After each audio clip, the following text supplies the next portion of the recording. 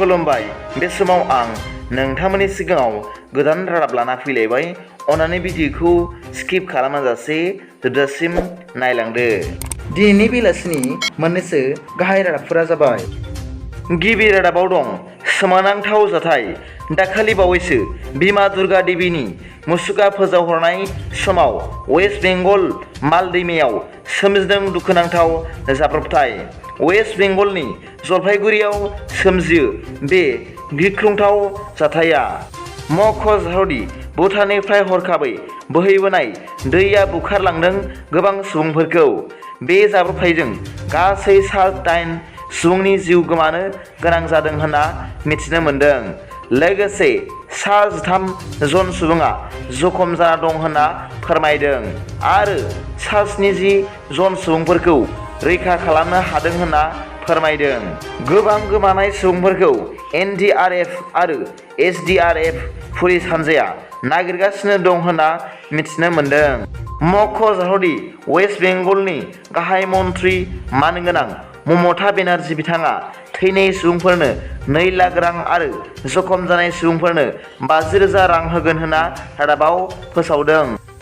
नैथि रादाबाव दं सासे पुलिस अफिसारआ पिस्तलजों गावनि बिसि आरो सासेल' फिसाखौ गावथारनायजों लोगोसे सा-34 सुबुंखौबो गावथारबावदों।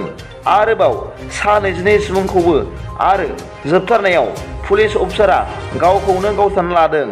बे गोमोथाव जाथाया जादों थाइलेन्डआव। थामथि रादाबाव दं बोखावजायै दरं जिल्ला बर' थुनलाइ आफादनि बारग' आफादगिरि बारग' मावफुं सोद्रोमा मुस्रि अमरेन्द्र स्वर्गियारि बिथाङा माखासे जाब्रबथायाव गोग्लैना जखम जाना दंमोन। नाथाय बिथाङा मैया एबा 6 अक्ट'बर 2022 खालारखालि फुंनि 10 रिंगायाव बिथाङा जोबथा हां बोयो। बे जाथायखौ मिथिनानै बर' थुनलाइ आफादा प्रेस बिबुंसारनायनि गेजेरजों गोथौयै दुखु मोननाय फोरमायदों होनना मिथिनो मोन्दों। ब्रैथि रादाबाव दं भारतनि सेन्ट्रेल ड्राग्स स्टेन्डार्ड कन्ट्रलआ WHO भारतनि दिहुननाय कल्ड एन्ड कफ सिरापखौ लोंनानै आफ्रिकानि सा-66 जन गथ'साफोरा जिउ गोमादों होननानै सांग्रां खालामहरनायनि सायाव गोथौयै बे कल्ड एन्ड कफ सिरापनि सायाव नायबिजिरगासिनो दं होनना खौरां मोन्दों। बाथि रादाबाव दङ गोजोनथाव खौरां। बावैसो आगस्त दानाव जालांनाय आसाम गभर्नमेन्टनि डाइरेक्ट रिक्रुटमेन्टनि ग्रेड 3 आरो ग्रेड 4 नि आनजादनि फिथायखौ फैगौ अक्ट'बर दानाव 9 अक्ट'बर 2022 आव सेबाया फोसावसिगोन होनना खौरां मोन्दों। बेलासिनि मोननैसो रादाबफोरा बेखिनिल'मोन।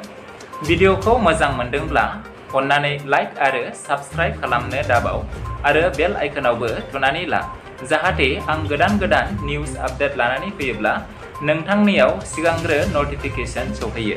गाबोननि फुंबिलिनि रादाबाव नोंथांमोनखौ आंनि चेनेलाव गोसो गोथारै बरायहरनाय जाबाय। गोजोन्थों। जै बर' हारिनि जै।